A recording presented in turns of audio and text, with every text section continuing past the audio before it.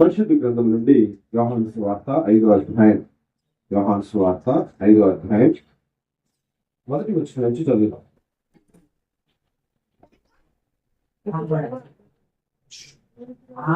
యోహాను సువార్త 5వ అధ్యాయం మొదటి వచనం. అటు తరువాత యూదుల పండుగ ఒకటి వచ్చెను గనక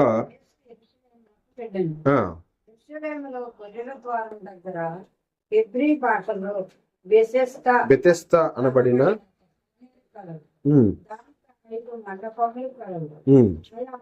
ఆయా సమయంలో దేవదూత నీళ్లు కదలించుట కలదు. నీరు కదలింపబడిన పిమ్మట మొదట ఎవడు దిగు వాడు ఎట్టి వ్యాధి గలవాడైనను బాగుపడను కనుక ఆ మండపములలో రోగులు, బుద్ధివారు, చుంటివారు, వెంటకాలు, చేతులు గలవారు గుంపులుగా పడి ఉండేది. ప్రార్థన చేసుకున్నాం. సర్వాధికారి జీవాధిపతి మీ ఘనమైన నామానికి స్తుతులు నాయన, స్తోత్రాలు చెల్లిస్తున్నాం ప్రభువా. ఇంతవరకు నాయన మీ సన్నిధి మాతో ఉంచి మీరు మాతో ఉండి మమ్మల్ని నడిపించిన విధానం కొరకే మీకు స్తోత్రాలు చెల్లిస్తున్నాం నాయన. మీ వాక్య భాగమును ధ్యానం చేయటకు మీరు కృపను అనుగ్రహించారు, మీకు వందనాలు నాయన. మీకు స్తోత్రాలు చెల్లిస్తున్నాం. మీకే స్తుతులు నాయన. స్తోత్రం నాయన, స్తోత్రం స్తోత్రం స్తోత్రాలు కూడా మీకు స్తోత్రాలు చెల్లిస్తున్నాం ప్రభువా. ఏమిచ్చినా మీరు రుణము తీర్చుకోలేము ప్రభువా, మీకు వందనాలు నాయన. తండ్రి మీ కృప కొరకే మీకు స్తోత్రాలు చెల్లిస్తున్నాం. మా పట్ల మీకున్న సంకల్పాన్ని కొరకే మీకు స్తోత్రాలు చెల్లిస్తున్నాం. మా పట్ల మీరు కనపరిచిన దయను బట్టి మీకు స్తోత్రాలు చెల్లిస్తున్నాం నాయన. మీ పాద సందులో కూర్చున్నాం, నాతో మాట్లాడండి నాయన. మా హృదయాలను తెరవండి, ఇక్కడ మీ కార్యములు జరిగించండి నాయన. మీ యొక్క బలను మేము సమీపించబోతుండగా నాయన వాక్య భాగం ద్వారా నన్ను మమ్మల్ని దర్శించండి, సరిచేయండి, కృప దయచేయండి. మిమ్మల్ని మహింపరిచే కృపను మా జీవితాల్లో దయచేయండి. స్తుతి, ఘనత, మహిమ, ప్రభావాలు మీరే పొందుకోమని మీ చేతికి నన్ను అప్పచెప్పుకుంటూ నాయన మీ శిలువ చాటును నన్ను మరుగుపరచండి. మీ శిలువ శక్తితో, మీ పునరుద్ధాన బలంతో నన్ను నింపండి, సహాయం దయచేయండి. యేసయ్య నామమున ప్రార్థించి వేడుకొంచున్నాం తండ్రి, ఆమేన్. ఇక్కడ బెతెస్దా అనే ఒక కోనేరు కలదు. ఆ కోనేరులోకి మరి ఒక్కొక్క సమయంలో దేవదూత వచ్చి నీళ్లు కదిలిస్తుంది. మనం చూస్తున్నాం. ఆయా సమయములలో 5వ అధ్యాయం 3వ వచనంలో, యోహాను సువార్త 5వ అధ్యాయం 3వ వచనము, ఆయా సమయములకు దేవదూత కోనేటిలో దిగి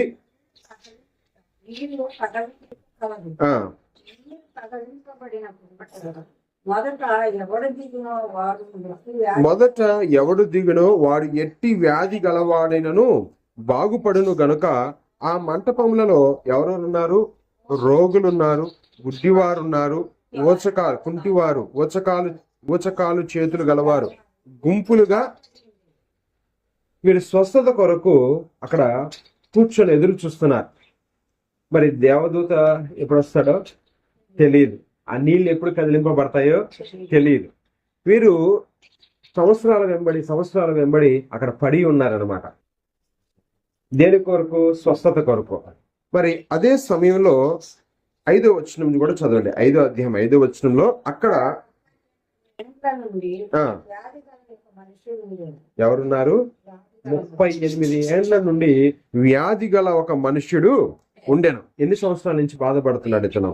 38 సంవత్సరాల నుంచి స్వస్థత కొరకు ఎదురు చూస్తున్నాడు. అంటే చూడండి ఎంత నిరీక్షణ. 38 సంవత్సరాల నుండి వ్యాధి కలిగిన వాడు, 38 ఏండ్ల నుండి వ్యాధి గల ఒక మనుష్యుడు ఉండెను. యేసు వాడు పడియుండుట చూచి వాడప్పటికి బహుకాలం నుండి ఆ స్థితిలో ఉన్నాడని ఎరిగి స్వస్థత పడగోరుచున్నావా అని వానిని అడగగా ఆ రోగి, అయ్యా నన్ను కోనేరులోకి నేను వచ్చినంతలో,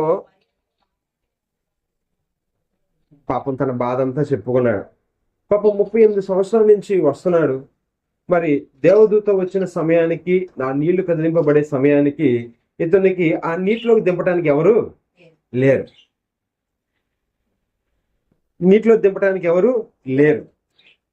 మరి ఆ నీళ్ళలో మొదట ఎవడు దిగుతాడో వాడికే స్వస్థత. మరి చూడండి ఎంత పోటీ ఉంటుంది అక్కడ. అక్కడ మనం చూస్తున్నాము 4వ వచనంలో గుంపులుగా పడియుండిరి అని ఉంది. 4వ వచనం ఆఖరి మాటలు ఏముంది? గుంపులుగా. ఎంత గుంపు ఉందో! మరి ఆ గుంపులో ఇతను వెళ్ళి ఆ నీళ్లు కదిలింపబడిన పిమ్మట మొదటిగా దిగితేనే, ఆ నీళ్ళలోకి దిగితేనే ఇతనికి ఏం కలిగిద్ది? స్వస్థత కలిగిద్ది. మరి ఒకవేళ అర్థం చేసుకోవడానికి ప్రయత్నం చేయండి. వ్యాధి ఉంది నాకు, నేనంటే అక్కడ కూర్చుంటాను. నన్ను దింపడానికి ఆ టైంకి వచ్చి ఎవరు కూర్చుంటారు? పని బాటలు లేవా? నేను పని చేసుకోవద్దా? ఇక నీతో ఉంటే మాకు ఎక్కడ జరుగుబాటు అయింది? ఇలాంటి చాలా పరిస్థితులు కనపడతాయి. మరి నీళ్ళు ఎప్పుడు కదిలింపబడతాయో ఎవరికీ తెలియదు. కొన్ని నీళ్లు కదిలింపబడిన సమయం తెలిసినా వచ్చి దిగే లోపల ఇంకోటి దిగిపోతాడు. అక్కడ ఎంత గుంపు ఉందో, అక్కడ ఎంతో గుంపు ఉంది. మరి అక్కడ యేసు ప్రభువు వారు ఏం గ్రహించారో మనం గమనించినట్టయితే 5వ అధ్యాయము 6వ వచనంలో, యేసు వాడు పడి ఉండటి చూచి వాడప్పటికి బహుకాలము నుండి ఆ స్థితిలో, యేసు ప్రభువు వారు ఏం చూశారమ్మా వినండి, అలా చెప్పక, వాడు అప్పటికి చాలా కాలం నుండి అక్కడ ఉన్నారని యేసు ప్రభువు వారు అర్థం చేసుకున్నారు. బహుకాలం అంటే 38 సంవత్సరాల నుండి వాడు స్వస్థత పొందగోరుతున్నాడు. కానీ దేవదూత వచ్చే సమయానికి, ఆ నీళ్లు కదిలింపబడే సమయానికి అతన్ని నీళ్ళలో దింపడానికి, ఒకవేళ దింపడానికి వచ్చిన చాలా సమయం పట్టేస్తుంది. వాళ్ళు రావాలి, దింపాలి, ఈ లోపల ఎవరొకరు. పాపం ఎంత బాధతో ఉన్నాడో, సహాయం లేక, అవునా, సహాయం లేక, దించేవారు లేక. మరి అప్పటికి యేసు ప్రభువారు అదే అంటున్నారు, వాడు అప్పటికి బహుకాలము నుండి ఏ స్థితిలో ఉండిపోయాడు? స్వస్థత లేని స్థితిలో ఉండిపోయాడు. స్వస్థత లేని స్థితిలో చాలా కాలం నుంచి ఎదురు చూస్తున్నాడు. ఏదో ఒక రోజు నాకు స్వస్థత కలగకపోదా, నేను ఆరోగ్యం గలవాడిని కాకపోదునా అని ఎదురు చూస్తున్నాడు. కానీ ఆశ లేదు ఇంకా. యేసు ప్రభువారు నిజంగా అతని పక్షమే కాదు కానీ మన పక్షమును కూడా, మన స్థితి కూడా ఆయన ఎరిగినవాడు. యేసు ప్రభువారు కూడా మన స్థితి, అతనికి శరీర రోగం ఉంది కానీ మనకు ఆత్మరోగం ఉంది. పాపం అనే ఆత్మరోగం. మనం కూడా రోగం కలిగిన వారమే. అందుకే ఎఫెసీయులకు రాసిన పత్రికలో మన పాపముల చేత, మన అపరాధముల చేత మనం చచ్చిపడి ఉన్నాం. ఇది ఎవరు గ్రహించారంటే యేసు ప్రభువారు గ్రహించారు, మన స్థితిని గ్రహించాడు. ఏదేని తోటలో కూడా ఆదాము అవ్వల స్థితిని గ్రహించి వారు ఎక్కడ దాక్కున్నారు? వారు దిగంబరులు, పాపం చేశాము, ఆజ్ఞాతిక్రమమే పాపం అని వారు గ్రహించి మరి ఆ చెట్టు మూల దాక్కున్నారు, కచ్చదములు చేసుకున్నారు. దిగంబరులు అని ఎరిగి, వారి స్థితి ఎరిగి యేసు ప్రభువారు తండ్రి అక్కడ పిలిచాడు వారిని. ఆదామా, నువ్వు ఎక్కడున్నావు? నేను చెప్పు చాటున దాక్కున్నాను. మన స్థితి ఎరిగిన యేసు ప్రభువారు, మన స్థితి ఎరిగిన తండ్రి అలనాడు నుండి కూడా మన స్థితి ఎవరికి తెలుసు? దేవునికి తెలుసు. ఇక్కడ 38 సంవత్సరములుగా రోగిగా ఉన్న ఇతని స్థితి ప్రభు చూచాడు. అతడు అప్పటికి బహుకాలం నుండి ఆ స్థితిలో ఉన్నాడని ప్రభు గ్రహించాడు. గ్రహించి ఏమడుగుతున్నాడు ప్రభువారు? స్వస్థత పొందగోరుచున్నావా? నిజంగా మన స్థితి నా భార్యకి తెలియకపోవచ్చు, లేదా నా స్థితి నా భర్తకి తెలియకపోవచ్చు, నా స్థితి తల్లిదండ్రులకు తెలియకపోవచ్చు, నా స్థితి నా పిల్లలకి తెలియకపోవచ్చు, నా స్థితి నా అన్నవారికి, కన్న తల్లిదండ్రులైన కుమారుని స్థితి ఏంటో తెలియదు. ఎందుకంటే వాడు వెనకుంటామా మనం? వాళ్ళ వెనకాల మనం వెళ్తామా? ఎవరు వెనకాలైనా వారి స్థితి ఏంటో మనం తెలుసుకోగలుగుతామా? వాళ్ళకి ఎంతవరకు వెళ్ళగలుగుతాం? కొద్ది వరకే వెళ్ళగలుగుతాం. వారి స్థితి, వారి ఆంతర్యంలో ఉన్న పరిస్థితి అనేది ఎవరికి తెలియదు. ఇక్కడ యేసు ప్రభువారు మన స్థితి ఎరిగి ఏం చేశాడట? పరమును విడిచి భూమికి వచ్చాడు. నీ స్థితి, నా స్థితి, మనం ఏ స్థితిలో ఉన్నాము? మన పాపముల చేత, మన అపరాధముల చేత చచ్చిపడి ఉన్న స్థితిని ప్రభు ఎరిగి ఉన్నాడు. ప్రభు తెలుసుకున్నాడు మనం ఏ స్థితిలో ఉన్నామనేది. ఆయన తెలుసుకొని ఆ పాపపు స్థితి నుండి విడిపించటానికే ఆయన పరమును విడిచి భూమికి వచ్చాడు, భూలోకానికి వచ్చాడు. ఎందుకంటే పాపములను క్షమించడానికి ఎవరికి కూడా అధికారము లేదు. మత్తయి సువార్తలో మరి ఒక సందర్భంలో యేసు ప్రభు వారి దగ్గరికి ఒక వ్యక్తిని తీసుకొచ్చినప్పుడు అతనికి స్వస్థత జరిగింది. ప్రభు అన్నాడు, నీకు స్వస్థత కలిగిద్ది అనలా. ప్రభు అని అన్నాడు, నీ పాపములు క్షమింపబడి ఉన్నవి అన్నాడు. ఇతడెవడు? అప్పుడు పరిసయ్యులు యూదులు అన్నారు, పాపములు క్షమించడానికి ఇతడెవడు? ఇతడు దేవదూషణ చేస్తున్నాడు. పాపములు క్షమించడానికి ఇతనికి అధికారం ఎక్కడుంది?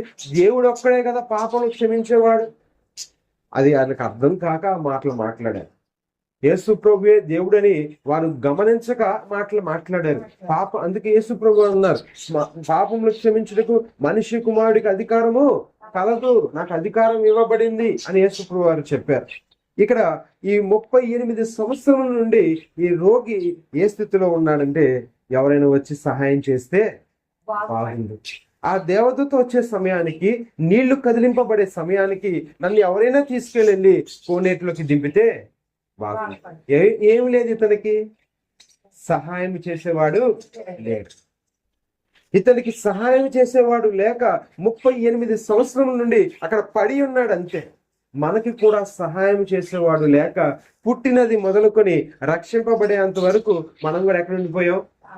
ఆ స్థితిలోనే ఉండిపోయాం. ఎవడైనా వచ్చి విడిపిస్తే బాగుండు, ఎవడైనా వచ్చి రక్షిస్తే బాగుండు, ఎవడైనా వచ్చి సహాయం చేస్తే బాగుండని మనం ఎన్నోసార్లు అనుకున్నాం. మన పాపపు స్థితి నుండి మనం ఏం చేసుకోలేం, విడిపించబడలేం. నీ చేత కాదు, పాపం చేయటమే నీకు వచ్చు, కానీ పాపం నుంచి విడిపింపబడటం నీ చేత కాదు. మనకు వచ్చింది ఏంటంటే పాపం చేయటమే వచ్చు, కానీ ఆ పాపం నుంచి విడిపించుకునే శక్తి మనకి లేదు. పాపానికున్న బలం అది. పండు అయితే తినగలిగారు, కానీ ఆ పాపం నుంచి విడిపింపబడటానికి ఏమి లేకపోయింది, శక్తి లేకపోయింది. దిగంబరులు అయిపోయారు, చెట్టు చాటు దాక్కున్నారు, మహిమను పోగొట్టుకున్నారు, మహిమ వస్త్రం పోయింది. ఇంతకుముందు ఏ వస్త్రంతో కప్పబడ్డారు? వాళ్ళు మహిమ వస్త్రంతో కప్పబడ్డారు. అప్పుడు వారికి తెలియదు. మహిమతో కప్పబడినప్పుడు వారు దిగంబరులని వారికి, ఎందుకంటే మహిమ వస్త్రం ఉంది, దిగంబరత్వం లేదు. మహిమ వస్త్రంతో దేవుడు వారిని కప్పాడు.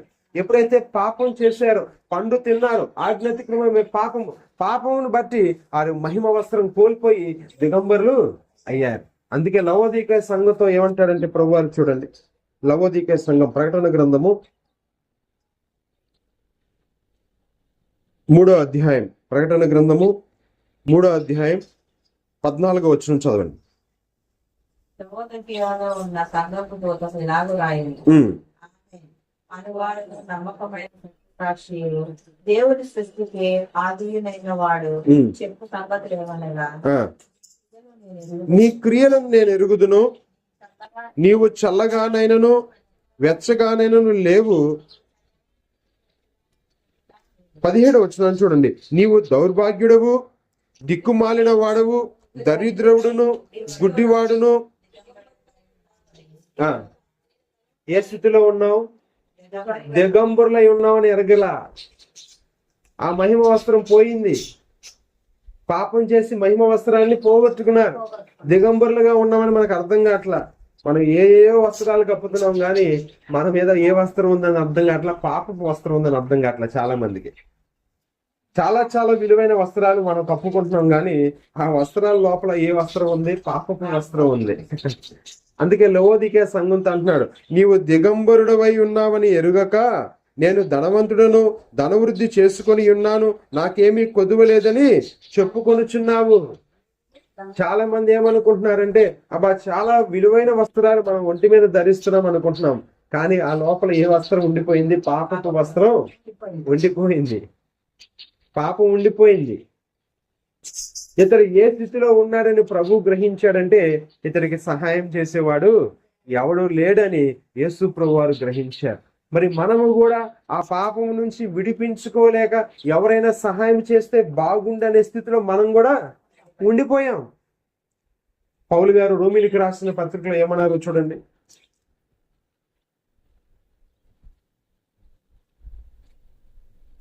రోమిలికి రాసిన పత్రిక 7వ అధ్యాయం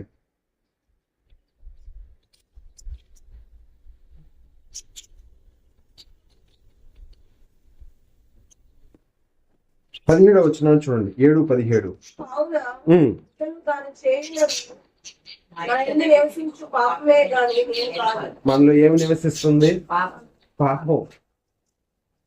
కింద వచ్చిన కూడా చదవండి. నా శరీరమందు మంచిది నా యందు అనగా నా శరీరమందు మంచిది ఏదియు నివసింపదని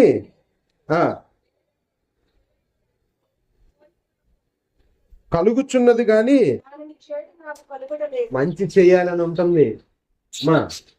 మంచి చేయాలి, మేలు చేయవలన కోరిక, మంచిగా బతకాలన్న కోరిక ఉంది కానీ అది నా వల్ల అట్లా. ఎందుకంటే నాలో ఏముండిపోయింది? పాపము నివాసము చేయుచున్నది. సామెతల గ్రంథంలో రాయబడిన మాట ఏంటంటే, మూర్ఖుడు కనులలో మూర్ఖత నివాసము చేయుచున్నదని సామెతల గ్రంథంలో రాయబడింది. మన కనుల మధ్య ఏమి నివాసం చేస్తుంది? మూర్ఖత సుఖ నివాసం చేస్తుందని సామెతల గ్రంథంలో రాయబడి ఉంది. మనలో ఏం సుఖ నివాసం చేస్తుంది? పాపము చక్కగా మనలో నివాసం చేస్తుంది. మహిమ వస్త్రం తీసేసుకున్నాం, పాపపు వస్త్రాన్ని మనం ధరించుకున్నాం. అందుకే అన్నాడు, మేలు చేయవలనన్న కోరిక నాకు కలుగుచున్నది గాని నేను మేలు చేయగోరు కీడునే చేయుచున్నానని 19వ వచనంలో రాస్తున్నాడు. మనలో ఏముండిపోయింది? పాపం ఉండిపోయింది. అమ్మా వినండి, మనలో ఏముండిపోయింది? పాపం ఉండిపోయింది. ఆ పాపం నుండి ఎవడైనా విడిపిస్తే బాగుండేమో అన్న పరిస్థితులు మనం ఏమైపోయాం? ఉండిపోయాం. మన స్థితిని ప్రభు చూశాడు. మనం ఏ స్థితిలో కట్టబడ్డాం?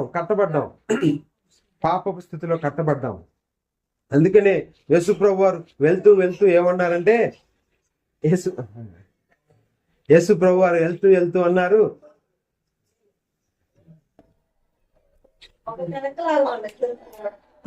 లేదా యేసు ప్రభు వారు వెళ్తూ ఏమన్నారు?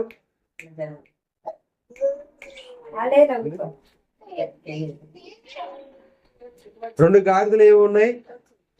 రెండు గాడిదలు ఏ స్థితిలో ఉన్నాయి? కట్టబడ్డ స్థితిలో ఉన్నాయి. రెండు గాడిదలు అక్కడ కట్టబడి ఉన్నాయి.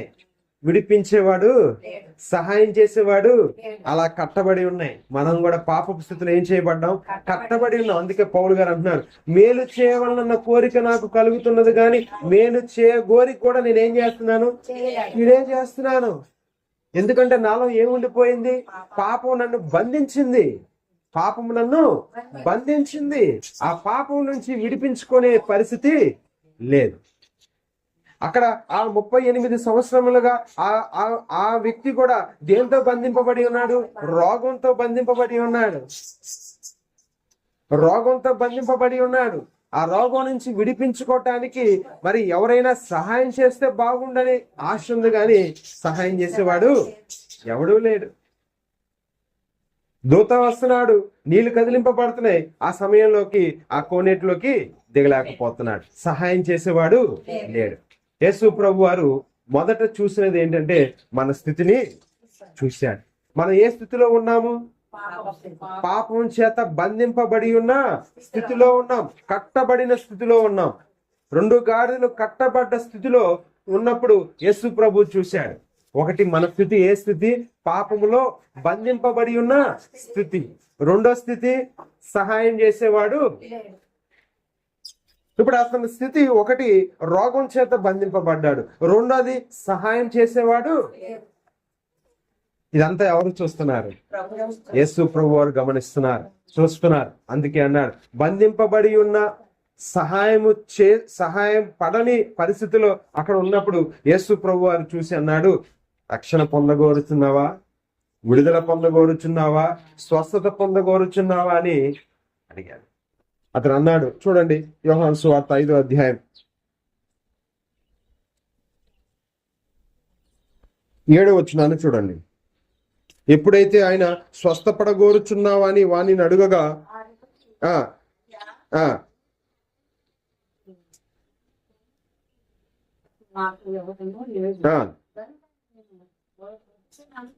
నేను వచ్చునంతలో ఇతని స్థితి ఎవరు సహాయం చేయలేని స్థితి. మన పాపం నుండి కూడా మరి ఎవ్వరు కూడా ఏం చేయలేకపోయారు? విడిపించలేకపోయారు. ఏ వ్యక్తి దగ్గరికి వెళ్ళినా ఏమీ లేదు, విడుదల కలగలేదు. మన పాపపు స్థితిలో మనం ఉన్నాము. 1, 2 విడిపించేవాడు ఎవడూ లేడు. మనకు విడిపించుకోవటం రాదు, పోనీ ఇంకోటి వచ్చి విడిపించే స్థితి కూడా లేదు. మనందరం కూడా ఏం చేయబడ్డాం అంటే పాపములో బంధింపబడి ఉన్నాం. పాపము మనందరిని బంధించింది, విడిపించుకునే శక్తి మనలో లేదు. అందుకే ప్రభు అడుగుతున్నాడు, స్వస్థ పొందగోరుచున్నావా అంటే ఆ వ్యక్తి అన్నాడు, అయ్యా నీళ్లు కదిలింపబడినప్పుడు నన్ను కోనేటిలోకి దించుటకు నాకు ఎవడు సహాయం చేసేవాడు లేడు. నేను వెళ్ళే లోపల ఇంకోటి దిగిపోతున్నాడు. ఇదిగో 38 సంవత్సరాల నుంచి ఇదే నా తంతు. ఎన్ని సంవత్సరాల నుంచి? 38 సంవత్సరాల నుంచి ఇదేనా తంతు. నేను దిగే లోపలే పడి ఉన్నాడు. చాలా కాలం మనం కూడా దేనిలో పడి ఉన్నాం? పాపంలో బంధింపబడి ఉన్నాం. ఎన్నో రాత్రులు కన్నీరు కార్చిన పరిస్థితి ఉంది. దేనిలో నుంచి విడిపించుకోలేక, బంధకముల నుండి విడిపించుకోలేక, విడిపించుకునే శక్తి లేక, విడిపించేవాడు లేక ఎన్నో సంవత్సరములుగా పడి ఉన్న పరిస్థితుల్లో ఎవరు వచ్చారట? మన పరిస్థితిని చూసి యేసు ప్రభు వారు వచ్చారు. అప్పుడు ప్రభు అంటున్నాడు 8వ వచనం 5:8 చూడండి.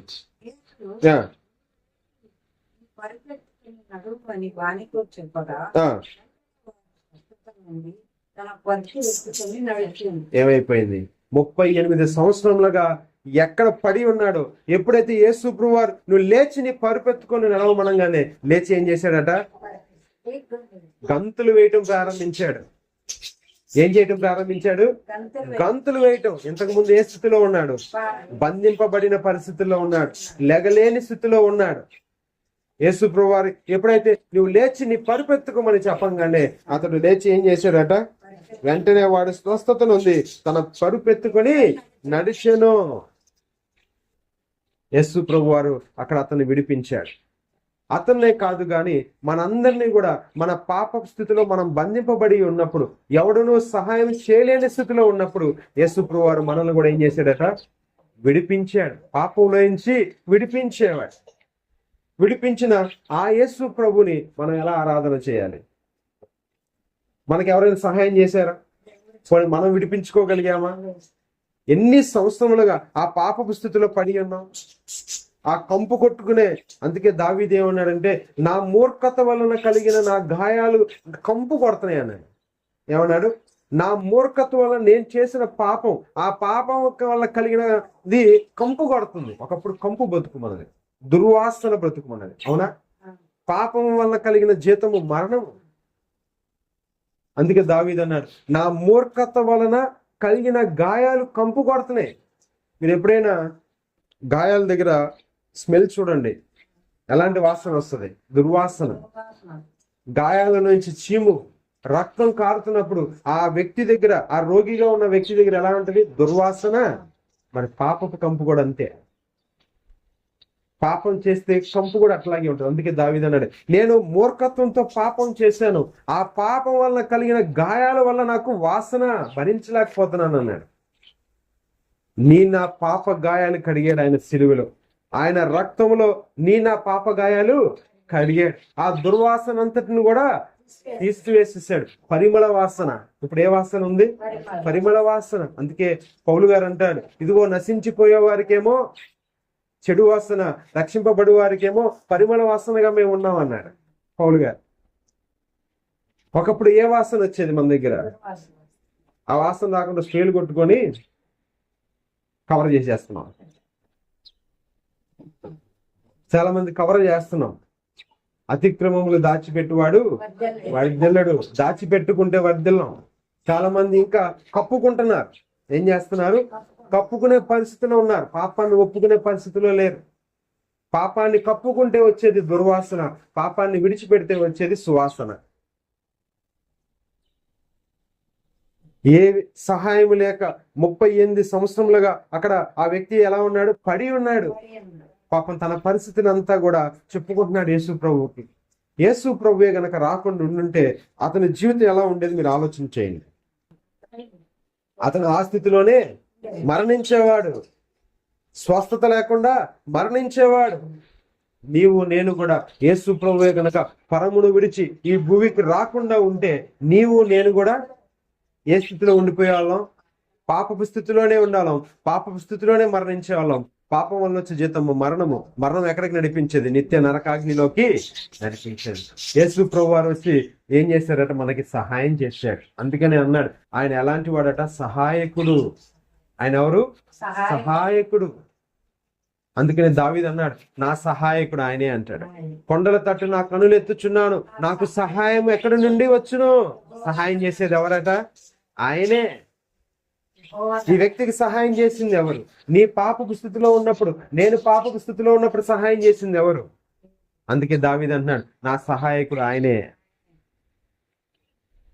మన సహాయకుడు ఆయనే. మన పాపపు పరిస్థితిలో నుండి మన స్థితి ఎరిగిన దేవుడు. నిజంగా చెప్పండి, ఈరోజు నీ పరిస్థితిని చూసి నీకు సహాయం చేసేవాడు ఎవడున్నాడు?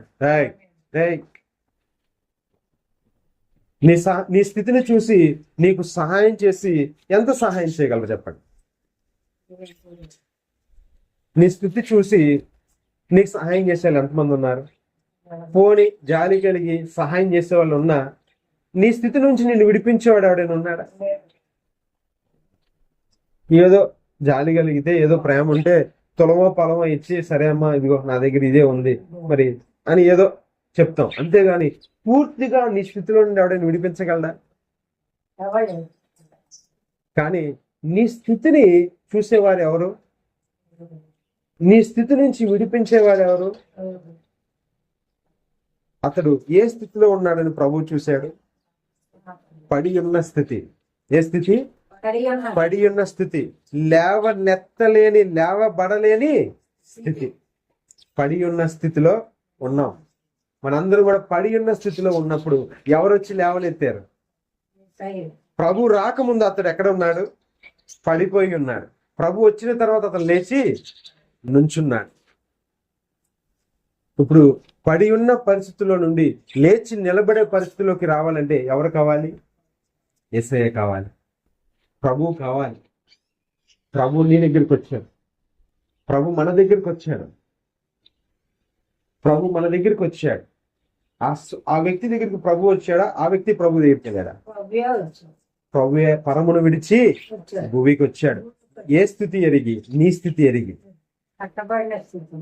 నీ పరిస్థితిని అంతటిని చూసి ఆయనే గనక రాకుండా ఉంటే నీ స్థితిలో నువ్వే ఉండేవాడివి. నీ స్థితిలో నువ్వు మరణించి నిత్య నరకాగ్నికి పాత్రుడివి, పాత్రురాలు అయ్యేవి. నిరంతరం యుగ యుగాలు మండే నరకాగ్నిలోకి మనం నెట్టబడేవారు. అందుకే అన్నాడు దేవుడు లోకమును ఎంతో ప్రేమించను. నీ స్థితిని చూచి ప్రేమించగలిగిన ఏకైక వ్యక్తి యేసు ప్రభువే. ఇంకా ఎవరూ లేరు ఈ లోకంలో. మన స్థితి చూచి ఏదో జాలి పడే వాళ్ళు ఉన్నారు కానీ నిన్ను నిజంగా నీ స్థితిని చూచి ప్రేమించి నీ స్థితిలో నుండి, మన స్థితిలో నుండి విడిపించే ఏకైక వ్యక్తి ఎవరైనా ఉన్నారంటే ఆయనే, the one and only Jesus Christ. అంతే. ఇంకెవరు కూడా నీ స్థితి నుండి నిన్ను విడిపించలేరు. నువ్వు ఎవరినైనా ఆశ్రయించు ఈ లోకంలో, నువ్వు ఎవరి దగ్గరికైనా వెళ్ళు, నీ స్థితిని బట్టి ఎవరు కూడా నీ స్థితి నుండి నిన్ను విడిపించలేరు. ప్రభు దగ్గర మాత్రమే. అందుకే ప్రభు ఈ లోకానికి వచ్చాడు. మనమేమో అది తెలియకుండా పండగలు పబ్బాలు చేస్తాం. యేసు ప్రభు వారు ఎందుకు వచ్చారు ఈ లోకానికి? మనకి డబ్బులు ఎక్కువైపోయినాయి, ఖర్చు పెట్టిద్దామని కదా. మన దగ్గర డబ్బులు ఎక్కువ ఉన్నాయి, ఖర్చు పెట్టించాలని ఈ లోకానికి వచ్చారు ఆయన. అందుకే జన్మించారు. ఆయన ధనవంతుడై ఉండి మన నిమిత్తము దరిద్రుడాయను అని వాక్యం చెప్తాడు. ఆయన ధనవంతుడు అయ్యుండి కూడా నీ నిమిత్తము నా నిమిత్తం ఏమైపోయి ఉన్నాడు? దరిద్రుడుగా ఎంచబడ్డాడు. పశువుల పాకలు పుట్టాల్సిన అవసరం ఏముంది ఆయనకి? నిన్ను బట్టి, నన్ను బట్టి, నీ స్థితిని ఎరిగి ఆయన ఎక్కడ జన్మించాల్సి వచ్చిందంటే ఆ పరిస్థితిలో ఎవరు కూడా స్థలం ఇవ్వాల ఆయనకి. ఆ రాత్రి ఎవరు కూడా స్థలం ఇవ్వాల. నీ స్థితి చూశాడు ఆయన, మన స్థితిని చూశాడు ఆయన. నీ స్థితిని చూచి నిన్ను ప్రేమించి సమస్తాన్ని విడిచిపెట్టి ఈ లోకానికి వచ్చి నిన్ను విడిపించాడు. నిన్ను విడిపించడం కోసం ఆయన ఎక్కడ నుంచోవాల్సి వచ్చింది? నీ స్థితిలో నుంచున్నాడు ఆయన. నీ స్థితిని బట్టి నిన్ను విడిపించడానికి నువ్వు నుంచోవాల్సిన స్థలంలో ఎవరు నుంచున్నాడు? ఆయన నుంచున్నాడు. అలాంటి యేసు ప్రభువుకి మనం ఎంత కృతజ్ఞతాస్తుతులు చెల్లించాలి? ఎంతగా మనం ఆయనకు కృతజ్ఞతాస్తుతులు చెల్లించాలి చెప్పండి. ఒక చిన్న సహాయం చేస్తేనే మనం ఎంతో కృతజ్ఞతగా ఉంటాం, అవునా? ఒక చిన్న సహాయం మనకి ఎవరైనా చేస్తే మనం ఎంత కృతజ్ఞతగా ఉంటాం వారికి చెప్పండి. అలాంటిది నీకు మరొక జీవితాన్ని ఇచ్చిన యేసయ్యకి ఎంత కృతజ్ఞతగా ఉండాలి,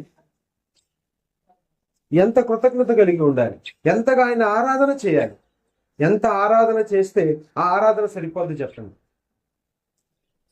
నీ స్థితిని చూచాడు, నువ్వు పడి ఉన్న స్థితిని చూచి నిన్ను నుంచో పెట్టడం కోసం ఆయన అక్కడ నుంచోవాల్సి వచ్చింది. ఆయన ఎవరెవరి దగ్గర నుంచున్నాడు చెప్పనా? ప్రధాన యాజకుడి దగ్గర నుంచున్నాడు, పిలాతు దగ్గర నుంచున్నాడు, హేరోదు దగ్గర నుంచున్నాడు. ఎందుకు పనికిరాని వాళ్ళు ముందు కూడా వాళ్ళందరూ ఏమన్నారు? నువ్వు దేవుడివైతే దిగిరా, నువ్వు స్వస్థతలు చేసావు కదా, బోల్డ్ అని బోధలు చేసావుగా, దిగిరా. ఎందుకు పనికిరాని వాళ్ళతో కూడా మాటలు అనిపించుకున్నాడు. ఎవరి స్థితిని చూసి? మన స్థితిని చూచి, నీ స్థితిని చూచి, నా స్థితిని చూచి, మన స్థితిని చూచి ఆయన పరమును విడిచి ఈ లోకానికి వచ్చాడు. నిజంగా చెప్తున్నాను, మనము ప్రభుకి ఏమిచ్చినా, ఎంత ఆరాధన చేసినా, ఏమిచ్చినా కూడా ఆ రుణాన్ని మనం ఏం చేయలేం, తీర్చుకోలేం. పడి ఉన్న స్థితి మనది. ఆ పడి ఉన్న స్థితి నుంచి విడిపించడానికే యేసయ్య ఈ లోకానికి వచ్చాడు. నిన్ను నన్ను విడిపించాడు, నీకు నాకు పరలోక రాజ్యాన్ని అనుగ్రహించాడు. దేవుడి కొద్ది మాటలు మన ఇంట్లో ఆశీర్వదించును గాక. ఆరాధన చేద్దాం. నీ స్థితిని గమనించిన యేసు ప్రభువుకి ఆరాధన చేద్దాం.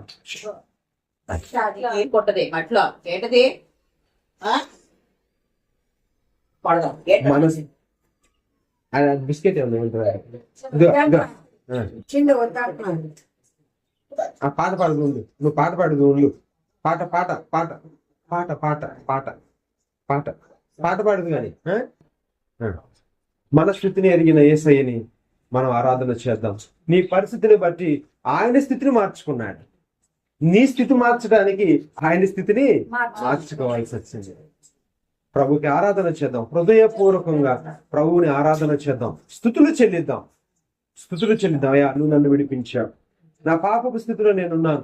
బహుకాలముగా నేను పాపంలో పడి ఉన్నప్పుడు నువ్వు నన్ను విడిపించావు ప్రభు అని ఆయనకి ఆరాధన చేద్దాం. స్తుతులు చెల్లిద్దాం. ఎవరు మౌనంగా ఉండొద్దు, ఆరాధన చేద్దాం. ఆయనకు కృతజ్ఞతాస్తుతులు చెల్లిద్దాం.